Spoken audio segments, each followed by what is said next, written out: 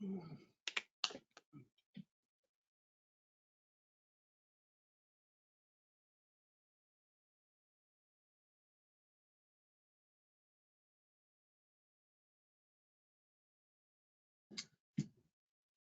I think I'm live.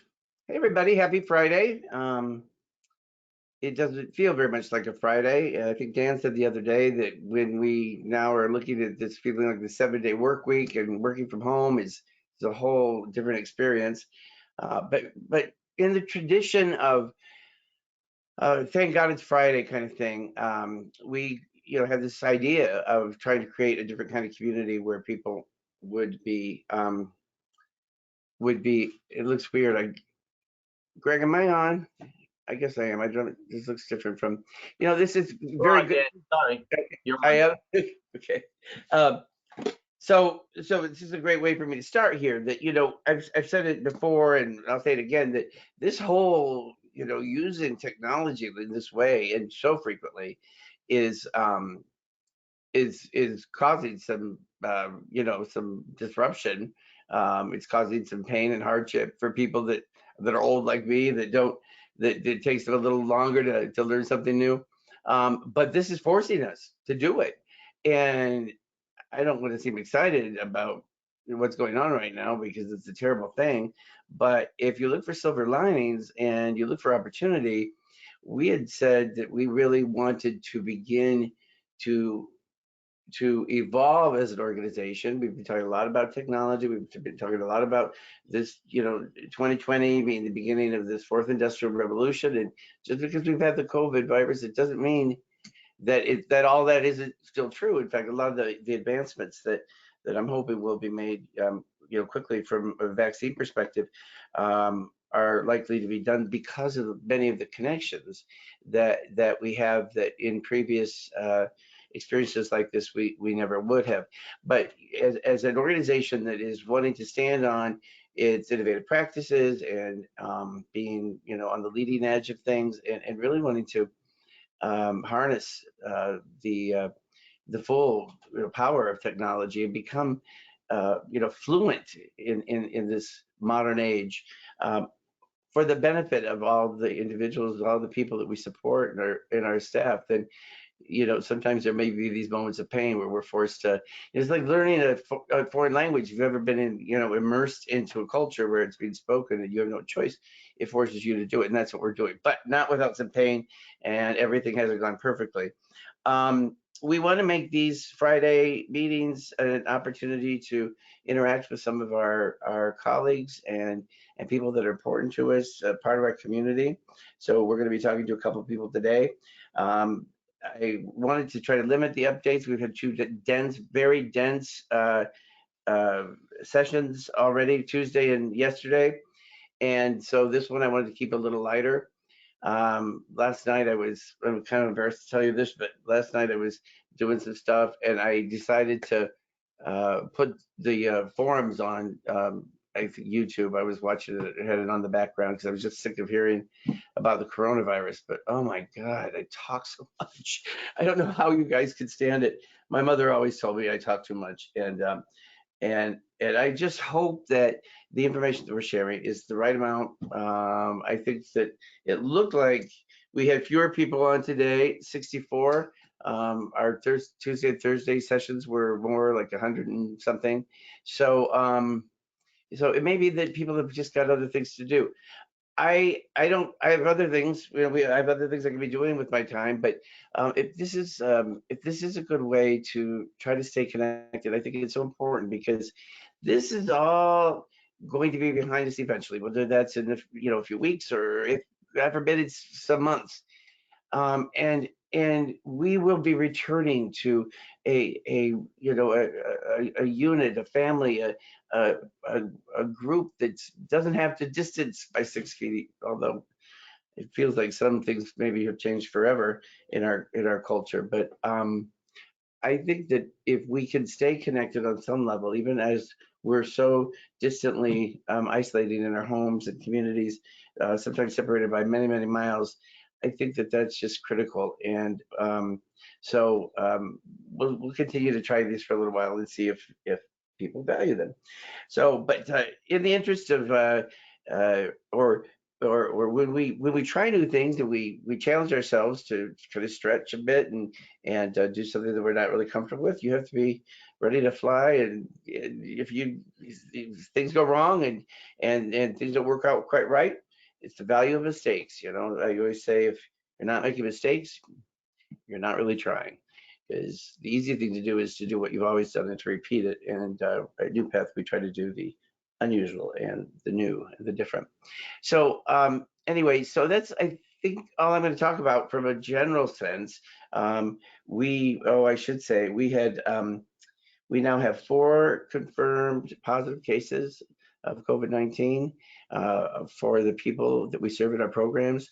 So that's one of the reasons why the panelists got all mixed up and we don't have some of the people that I was hoping for. Beth Sheehan was going to be talking with us, but they're moving another person into the New Boston Street care unit as we speak, or right around now. So they're going to be all pretty busy doing that intake, and we now have.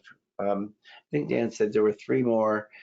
We're waiting to hear back, but we think they probably are positive. And we now have 3 staff that have tested positive. All of these staff are people that worked in one of the 2 homes where we've had the positive cases for the folks served. So yeah, I mean, if everybody's saying it, Dr. Fauci and the governor, that we're probably going into the next couple of weeks being probably some of the toughest of this epidemic. And we're just going to take it a day at a time, and we know we'll get through this. It's just going to be you should journal. We should all be journaling right now, because this is something we'll have the experience we'll share forever. All right. So I have with me today on standby James Sannon, and I'm going to ask Greg if he could bring James up. I think James is known to almost everyone at NuPath as being a fixture of New Boston Street. He's the director of what really is our largest day program in the organization. Hi, James. Hi, Dan. How are you? I'm doing well. How are you doing? Good. So thank you for agreeing to talk with us today. Oh, no problem. Glad to see you. You and you were working here before I was. That's Yes. how long you've been. In fact, didn't you just recently celebrate was it your 20th or 21st? 20. In May, it'll be 21. Now, you look different when I first met you. I had dreads. No, I didn't. That was way before. You did have dreads. You did. You did. And I remember there being some conversation when you were promoted to supervisor, your first promotion. They're like, well, do you think that the dreads is a good look for a supervisor? But you cut them off. I think it was your own behest. I don't think anybody told you had to. No, it was Mother Nature. It was yes. It just runs in the family. So So James, you now run all the programming that happens at 147. It's the biggest program that we operate. It's the yes. one that's under the greatest microscope, mainly because my office happens to be located there. Right. You have so you've always risen to the challenge and you work with very behavioral population, and the No Walls programs I think originated in your program, and of course New Boston Strong we know is the juggernaut that takes the trophy every year for the walk, or most years. So you've got a really a well-trained team there. But first, I want you to tell me a little bit. You're from Haiti, or were you originally? Your family you have relatives in Haiti, and you've been back there a few times, haven't you, over the past few years? Yes. So I was born in Haiti, and I came to the U.S. when I was 2 years old. And my first time returning to Haiti was 2014. So and since then I've been going every year, meeting family that I never knew existed. Also, when my father passed away, he also left property that I maintained, me and my brothers. So we frequently go to Haiti. Well, frequently meaning every year.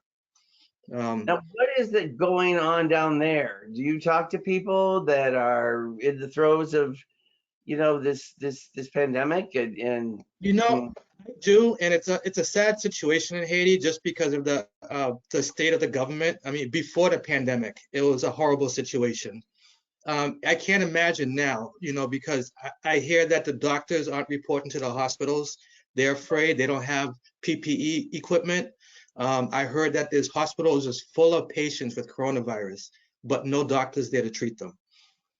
So I can't imagine what it's like in Haiti, a third world country. I pray for everybody to be safe and to get through this.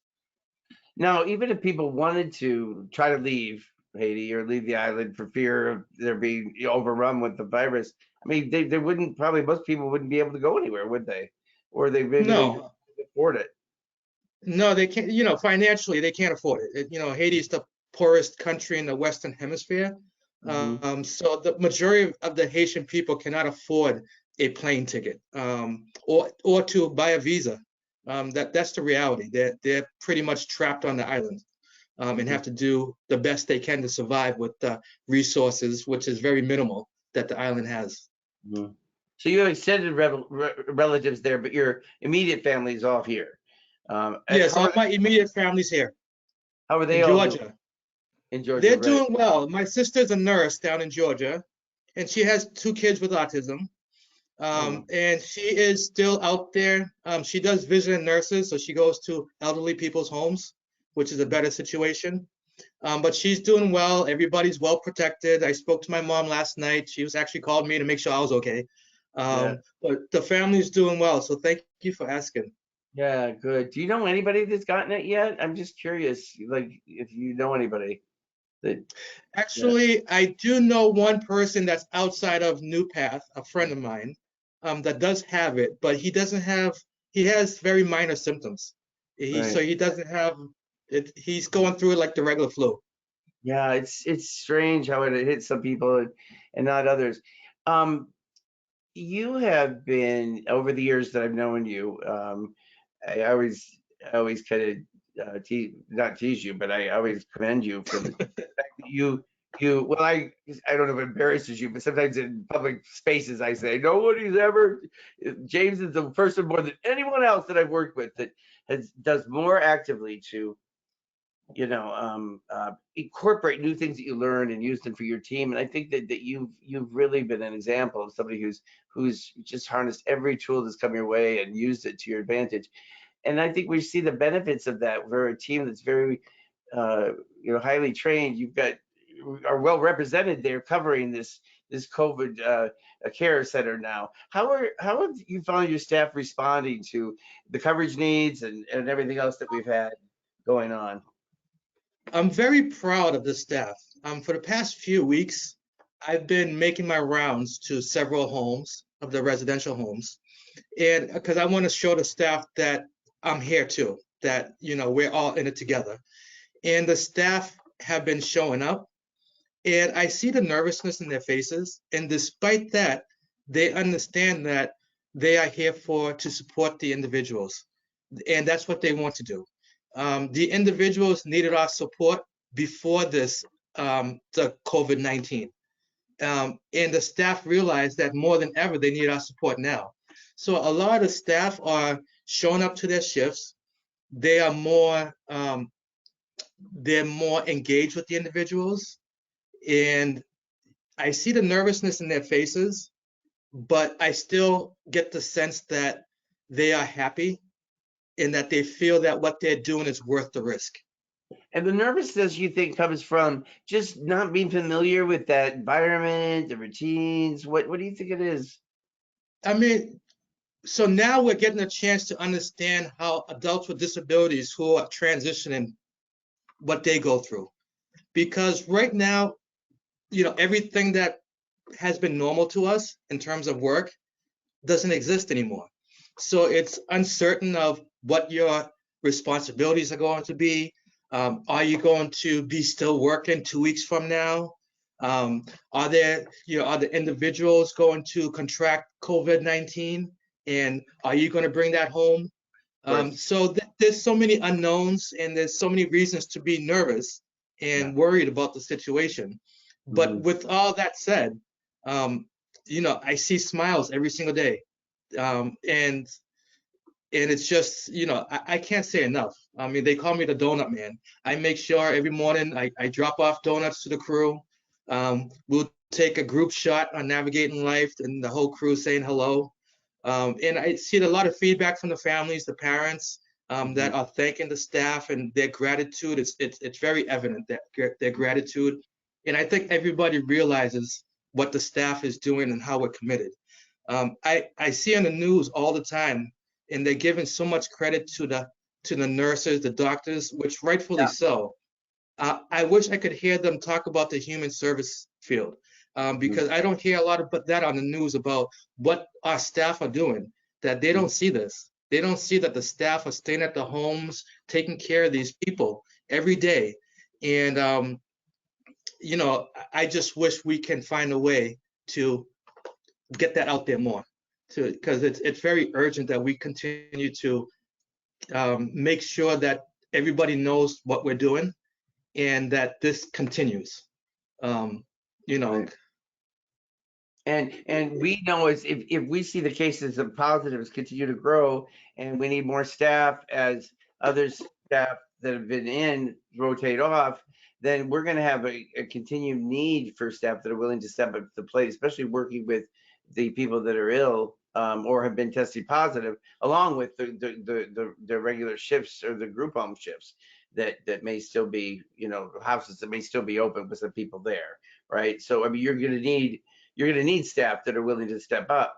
Um, would you say that the level of response to this thing has surprised you? Are people performing at a higher level than you were worried they would, or is this about what you expected from a NuPath group? no, they've exceeded my expectation. Nice. Um, I want to give a shout out to all the team leaders at the group homes. The team leaders have really taken on that responsibility and in the ownership. When I go there and check up on them, I'm just so impressed on how they're running everything great, that they're communicating with their coworkers, the individuals. They all look happy. They're planning activities every day. They're going out to make sure they get fitness. These are the people that I want to take care of our individuals. Yeah. And it shows every time I go to the homes and check up on them. I'm just so proud of our team. That makes me so proud. One thing I just learned, we just figured out that if you're watching this right now from your phone, you might see hearts coming up, raising up. And I think that people are saying that they like something or something that somebody's saying. When Judy spoke last week, they just went nuts apparently. And one of our forums got 1,100 hearts. So I'm going to say, can we give all of our staff a round of applause, but by sending hearts up? And if you're on your, and I'll have to wait till afterwards because you can't see it on my view, but hopefully we'll give them a good shout out because they're really special. What are you worried? Like, how worried are you right now on a scale of 1 to 10? Scale of 1 to 10, 7.5. 7.5. And Yes. what worries you the most? What worries me the most is this really gets out of control. That we're not going to have anybody available to support the individuals who are the most vulnerable population.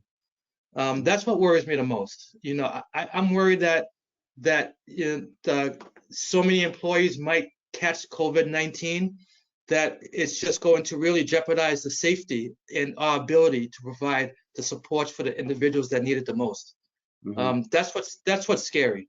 Hmm. That if we ever got to that point, and how long that this, I hear people saying 6 months that this could go on.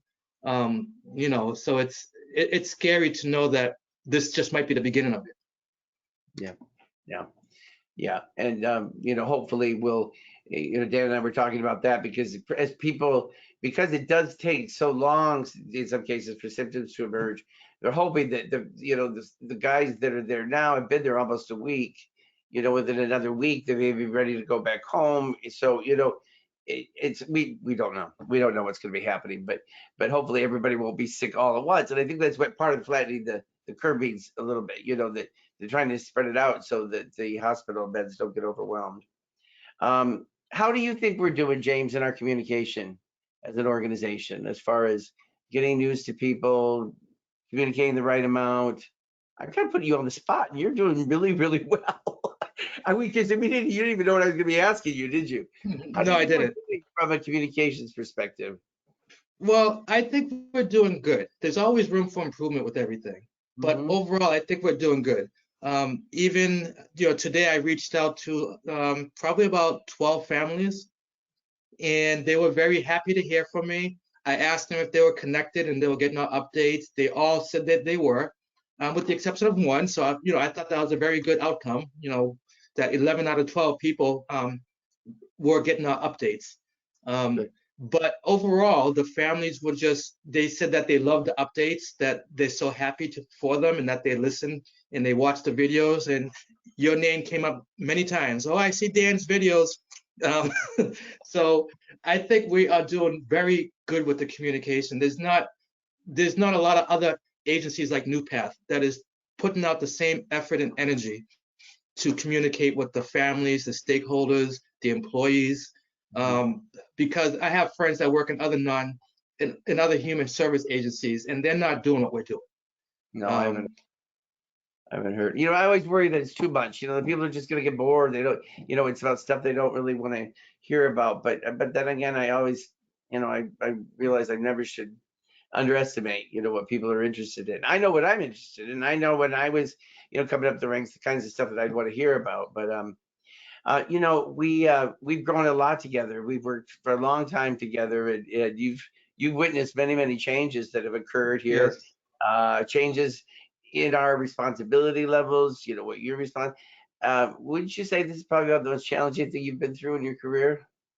yes. So I was just speaking with Alexa, who's the rehab manager, and we were having a discussion. I was just telling her that I was just like, you know what, I have to the responsibility to create programming virtually, something I've never done before, Yeah, is something that I welcome the challenge, because I yeah, always welcome challenges, and it's also a learning opportunity, and it's also the future. So I welcome this challenge. It's just that this is going to be the biggest challenge for me, because I don't consider myself to be tech savvy. So learning about technology, about platforms out there, streaming. So to me, that's a challenge, and I've never experienced a challenge in which I'm just going into it with minimal knowledge. hmm But I think I will come out on top. I think I'll be successful, and it's only because of the team that I have. hmm I know that I have the pieces within the team to make this happen. As Um, we wrap up our part here, is there one thing that you say to yourself that you find comfort in, or that gives you comfort, or that you can say to the people who are watching right now that you think might give them hope or comfort? With it. well, I believe that this is really just a test, that we are going to go through in life. Everybody's being tested right now. Our patients are being tested. Our commitment to to work, to the individuals we support. And what I see is that we are true to the mission. We're true to cubics, Hmm. and I just think if we can get through this, which we are getting through this, then nothing can stop us. Hmm. And I just want to tell everybody, keep doing what you're doing. Yeah. Everybody's doing a great job. Don't let Corona win this battle. It's not going to win. Everybody just follow the guidelines, and we're going to be okay. Yeah. We're going to be okay. You know, Great. I don't James, think COVID-19 is going to stop my 21 years at this point. It's going to keep on going. damn straight. We got this, bitches. We got this. Thank you for inviting me. James, thank you so much for talking with me, and for making use of this virtual, you know, sort of town square, and for just sharing some of your thoughts with our community. So stay safe, okay? Yes, you too. Thank Bye. you. So James was, talking, and I mentioned it several times now about technology. We're all learning it. So one thing that I've not figured out all week, and as soon as we started this, I got upset that I'd forgotten, is to shut off my notifications. I thought I'd done it. It is so annoying when you're listening to somebody that's talking and their computer digs every time they get some email or something. So I apologize for that. I will try to figure that out because it's something else I gotta learn. Um, all right, we're gonna move right on. We had, like I said, this list is a panelist has changed pretty fluidly all morning because things have come up in some cases. Greg, were we able to get B at all, or should I go to Rich? No, we didn't straighten out B. So let's move to Rich. Okay, so I was gonna say Rich for last, but we spent a long time on James. Rich Haggerty is the state rep who is actually my district, so I get to vote for him now that I moved to Woburn. Hey, Representative Haggerty, how are you? Good. How are you?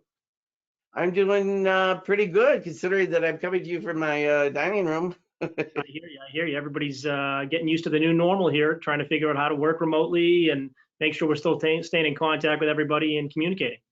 It's crazy, isn't it? Just how much life has changed in the past 3 weeks. You and I talked a couple of weeks ago, and I was I mean, my concern now is different from the concern when I talked to you because I'm so worried about the money and the Sure. lack of ability and attendance. And I sent you an email that you then used. Can you tell us a little bit about the process of how, because you've been such a strong supporter of the disabilities agenda and the disabilities industry for as long as I've known you. You've been just such a leader in the city of Woburn. I love your vision and your forward thinking and the last time I saw you, you just look sort of presidential in a way. But we're lucky to have you kind of in our community, and I'd love it if you just talk a little bit about how you kind of helped us a little bit because we got the money, or at least a Sure. good portion of it. So, and I know in probably large measure thanks to you. Yeah. No.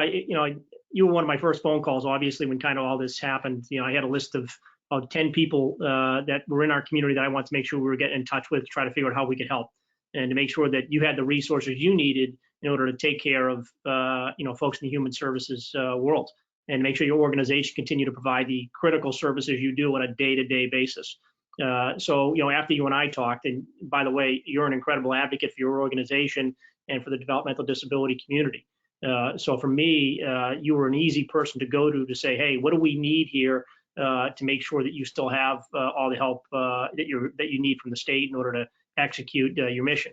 So for me, what I did was I reached out immediately to Secretary Sutters at Health and Human Services, reached out to DDS, and also the chair, Kay Khan of the Families and Developmental Disabilities Committee in the House, to make sure that they were aware of how critical this was, because we were talking about, in your case, an organization that provides an enormous amount of services to a big chunk of our community, and who were not going to be able to do that if, in fact, the money dried up from the state. So we had to get creative and find a way to make sure the money continued to flow so that you could pay your staff, so that you could continue to keep the lights on, so that you could continue to operate generally. And we were able to do that. And we're still working on different things, I think. Cash flow is one of the components to it, making sure you have, PPE and, all the equipment you guys need to make sure you're able to do your job. That's another element to the whole thing. So, we're continuing to have those conversations, but you've been a great partner and a great advocate for your organization.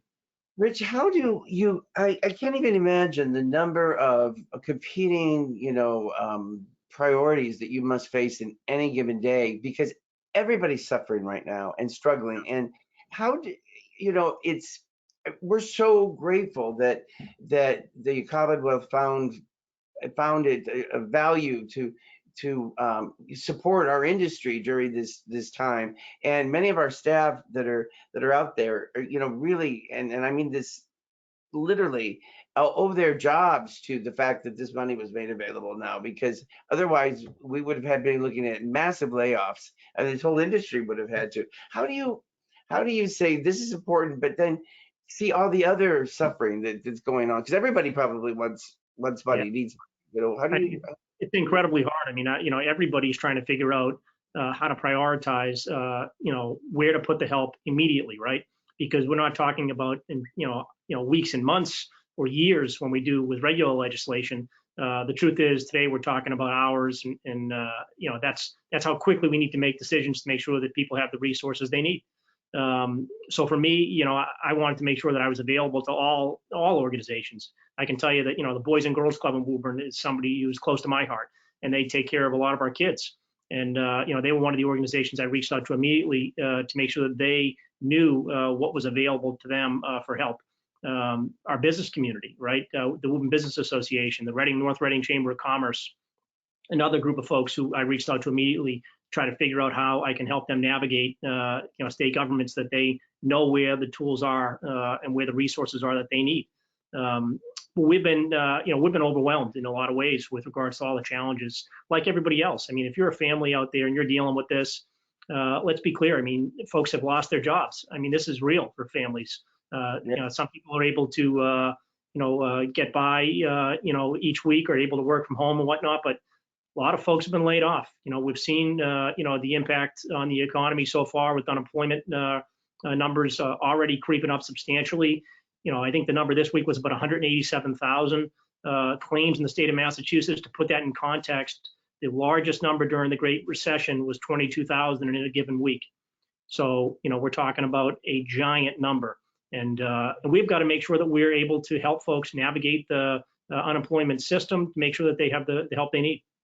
Now, yesterday we talked at our forum about, I think last week there was nationally 6.6 million new claims or something, and that broke the record for the previous week, which was 3.2 million, if my memory serves me correctly. That's for the whole United States. And how does Massachusetts, do you think? I mean, every place probably feels like their state's the best. We like, sure, Massachusetts is. How do we rank, do you think, with our response compared to other states? It seemed to me that when I heard the governor speak at the press conference yesterday, that he talked about, he said it's due to our lower smoking rates, how quickly we implemented the social distancing, and what was the third one that he said that led to ours being a little lower? Less density than New York, I think, was the other one. But do you think was it going to get as bad as New York, or do you think we're doing better? I mean, I know you don't know, you can't see the future, but what do you? I think everybody's trying to figure that out right now. But I think on balance, we're doing right now better than New York, and for some of the reasons I think that you've described and the governor's described. But I think everybody's really concentrated on what can we continue to do to make sure that we don't end up in a worse situation than what we're seeing going on out there. And that means making sure that our first responders, our doctors, our nurses, the folks in the front lines, including some of your staff, have everything they need to keep themselves safe, because they're the ones who provide the care. So we need to make sure that they are available to actually provide that care. We need to make sure that there's enough hospital beds, that there's enough ICU beds, and if we have enough ventilators, if we have the right PPE in the right places where we think the numbers might spike. All of those things play a big role in making sure that we have the ability to react and the capacity to react to obviously the coming weeks, because we know that in the coming weeks it's going to be more challenging than what it's been just recently. Yeah. I think we've got a good governor. I mean, even though he's a Republican, Governor Baker's doing a great job. He's, again, I think that in times like this, I think we're all Americans first and foremost, and we're all proud residents of the Commonwealth, and we join arm in arm and make sure that we're all headed in the right direction to make sure we take care of people, and that's the most important thing. And did we initiate our social distancing and there's our self-isolation? We did that a little earlier than most states did, didn't we? Because there's still a number of states that haven't executed those orders. Is that right? Do you know? Yeah, I think everybody's kind of taken a different approach, but I think Massachusetts has been ahead of the curve on it, no doubt. What I And like I, about him is he's made a statement like we're not going to be closing down all, but when he then got new information, he wasn't afraid to go out there and say, this is changing. It's changing every day, and so I think it's helped, people trust him. I think right now people are kind of in love with their governors. I mean, some governors are really standing out now as, just really leading their states in powerful I ways. agree. I agree. I think that Governor Baker is definitely a data-driven governor.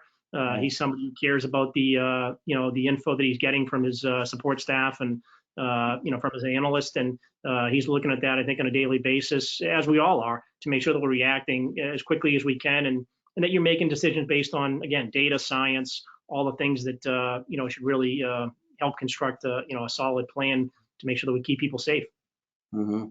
And that our tax revenues will start to grow again once people go back to work, and hopefully Yeah. we'll pound from this. And so people, I mean, to worry about what's going to be happening long term, there's no point doing that, because right now you're just going to try to stay safe and keep your family safe and keep them getting sick. And right, I mean, Yeah, it's hard. It's we're all trying to react, and people want us to do things, I think, a little bit faster sometimes, even the legislature, and I think we're trying to do things as quickly as we can, and we've done a really good job at that so far. But you have to be careful. We wanted to push the tax deadline from April 15th out to July 15th, and we just did that yesterday morning. It's on the governor's desk.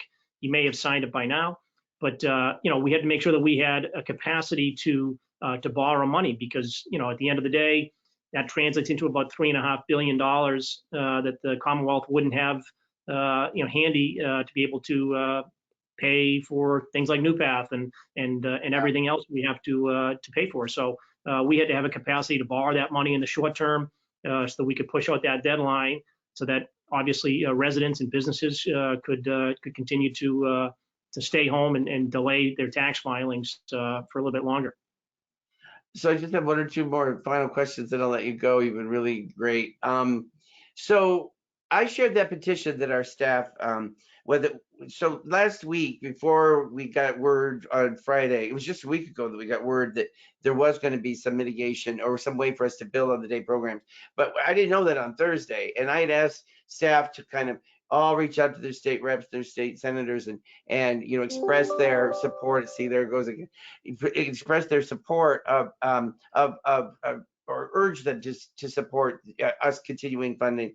And to be honest, I got a sense that a lot of people weren't doing that. Some people just feel like funny about getting engaged, I guess, politically. So we sent that petition out, and we were shocked. I mean, our goal was, I think, 1,000, and we had 1,000 by within 3 hours or something. And then I never could be more shocked to see, I think we're over 6,000 now. That was really a different way of thinking about capturing some attention.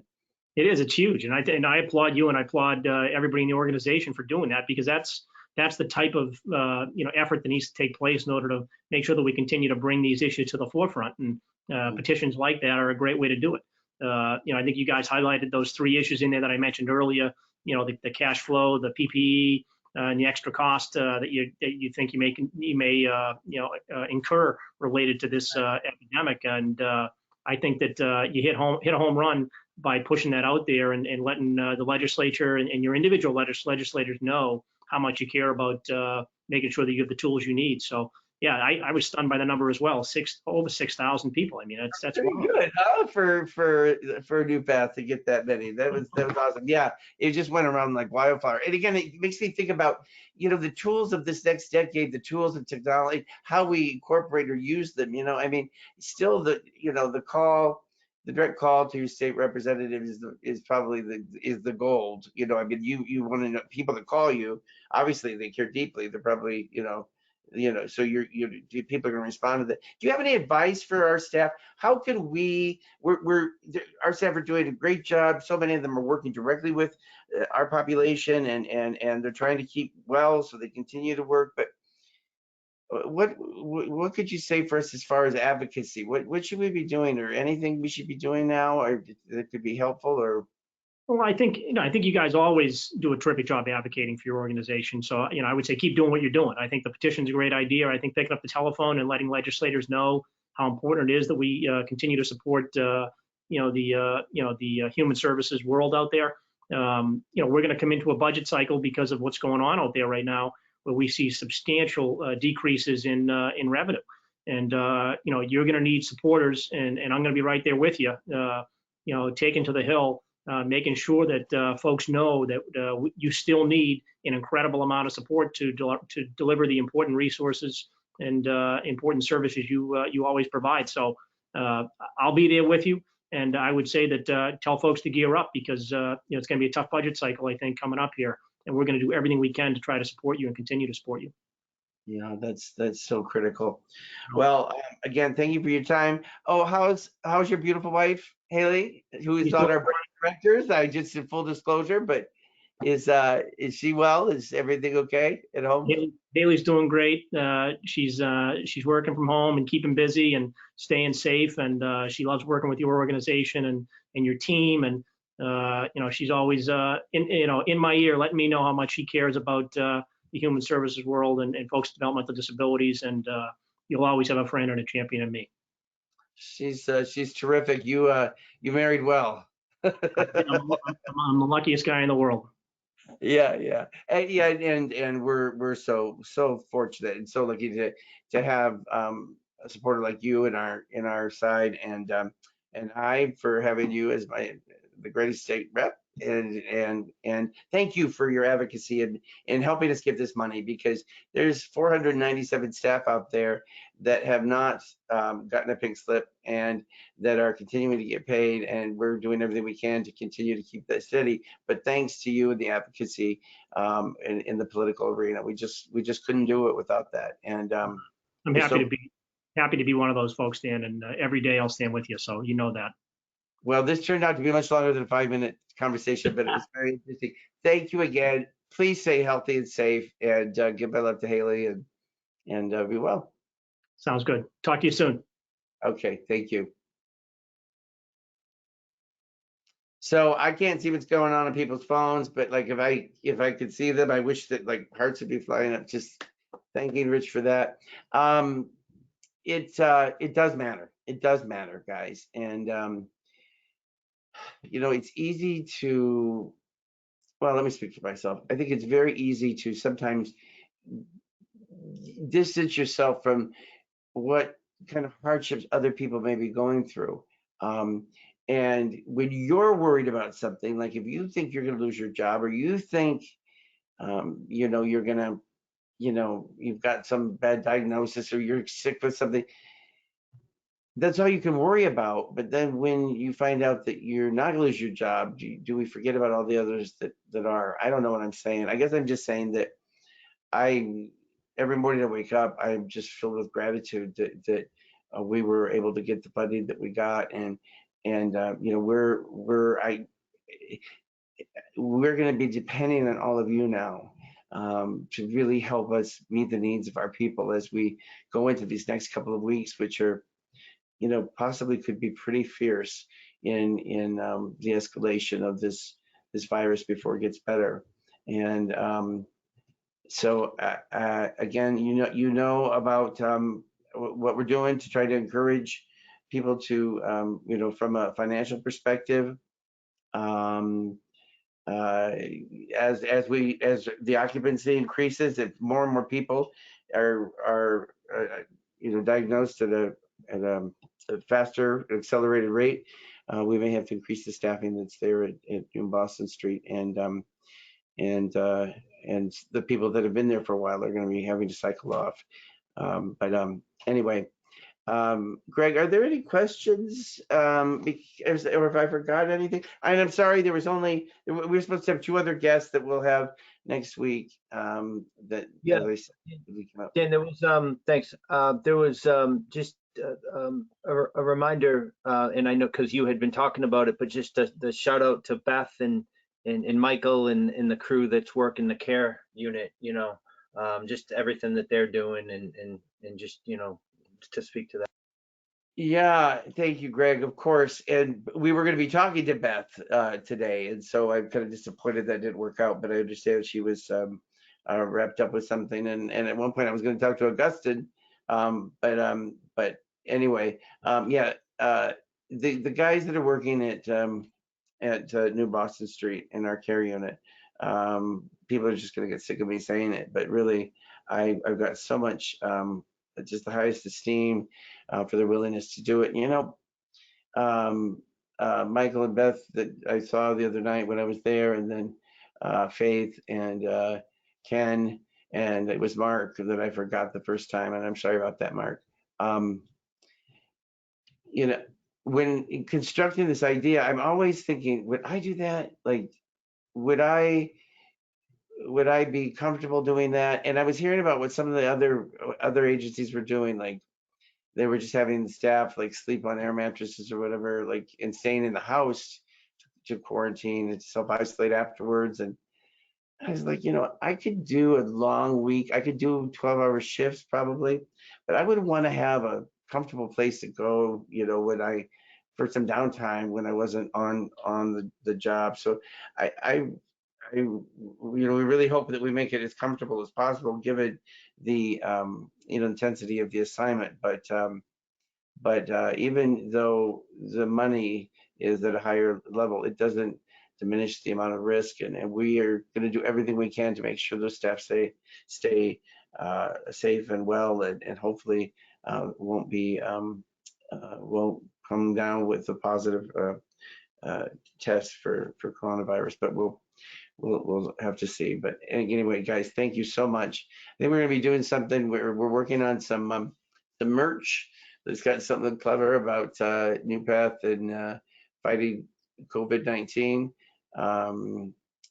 It's not to take this in a manner that's not with deadly seriousness, but we've got to find some ways to interject some fun and some creativity into this as well. So we're working on this platform. We may be changing it for something a little bit better.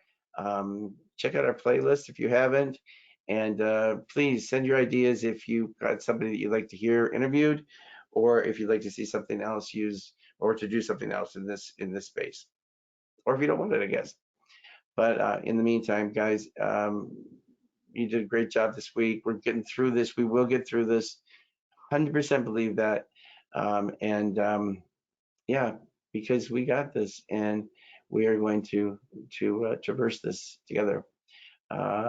Thank you to James for speaking with me, and to Representative Rich Haggerty. And I guess that'll do it for me. We'll see you on Monday or Tuesday. Tuesday probably next week. Okay. Thanks, guys.